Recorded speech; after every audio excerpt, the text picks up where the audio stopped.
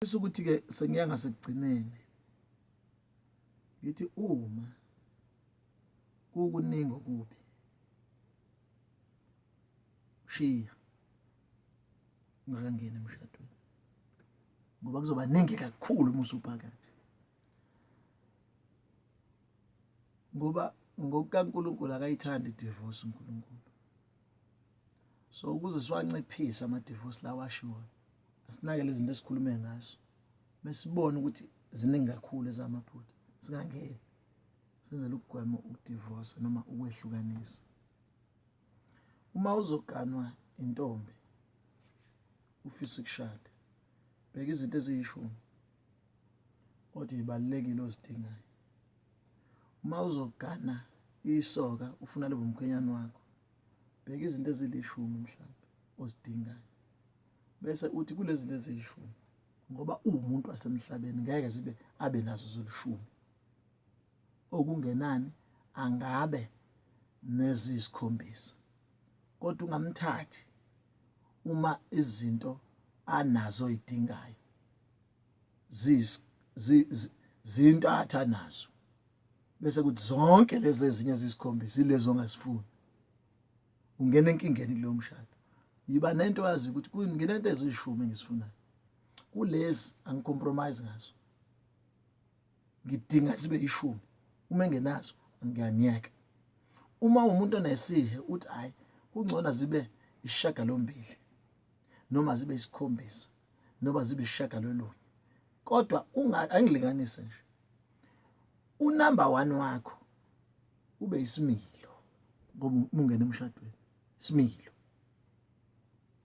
Mhlawumbe unumber 2 wakho kube inhlonipho, unumber 3 wakho kube ukuhlanzeka uthi umuntu oclean lo, unumber 4 kube ukukhuthala, number 5 kube umuntu okukhonzile abantu basekhaya, mhlawumbe unumber 6 kube umuntu okwazi ukupheka, unumber 7 kube umuntu okukhonza imfundo uma ukuthi ngithanda ukufunda uyabona kunezinto ekufuneka ungacompromise ngazo ikakhulukazi isimile emshadweni. Ungathi unumber 1 wakho hayi ngoba muhle ngoba ubuhle abusebenzi emshadweni kuyingxenye yomshado. Manje kufike umuntu avela abe ku number 1 abe kubuhle njengoba emuhle nje kade bembuka ubuhle vele bamjahela bona ubuhle. Uma kukhona ubuhle kodwa isimilo singekho uzoba nenkingi uzohlala uphethwe yikhanda.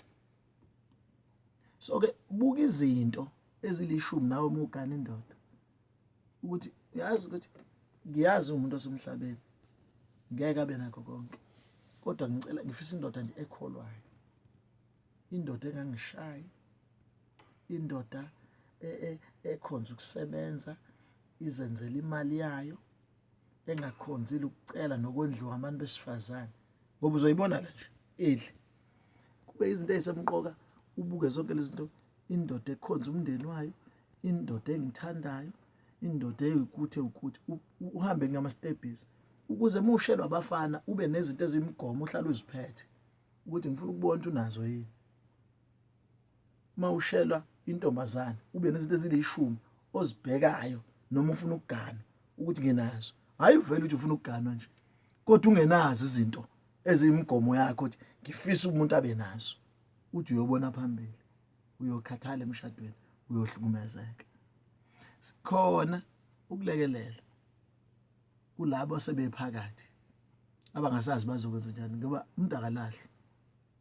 Siyazama kukane uNkulunkulu esisiza izameke imshado ukuthi iqhwebu kumuntu ngoba wayengena engazange adodiswe. Nonkosikazi wasekhaya ukhona uyasiza kakhulu ukulekelela nabanye abazalwane esebenzisana nabo umfundisi uGwala nomama uGwala nabanye sinabo ukunakekelana imindeni ukuthi sibasize abantu mesebephakathi. Uma kude uziphatha kanjani, uma ungumyeni womuntu uziphatha kanjani, yilezo zinto ke bengithi asibheke zona kodwa zibalekile sizikhuluma sikakangena emshadweni ukuavoid ukuthi nathi sigcine singesenazo isikhathi semindeni yethu sibhizi silungisa imindeni yabantu abangena bengazange bahlolisisane bangena phakathi bethwele kakhulu kungena abantu abayinto ehlukene. Asikwazi manje sibone uNkulunkulu kubenza babe into eyodwa ngoba kwakuwabantu ababeyinto ehlukene. Sengathi uNkulunkulu anganibusisa kulesi sifundo sanamhlanje, sisithathe ngokukholwa, sibhekisise ngaphambi basishade noma sishadwe ukuthi unazo yini izimpawu engisifisayo lo muntu engimshadayo, ungangeni nomuntu onento ohlukile kunawe. uNkulunkulu anibusise. Amen.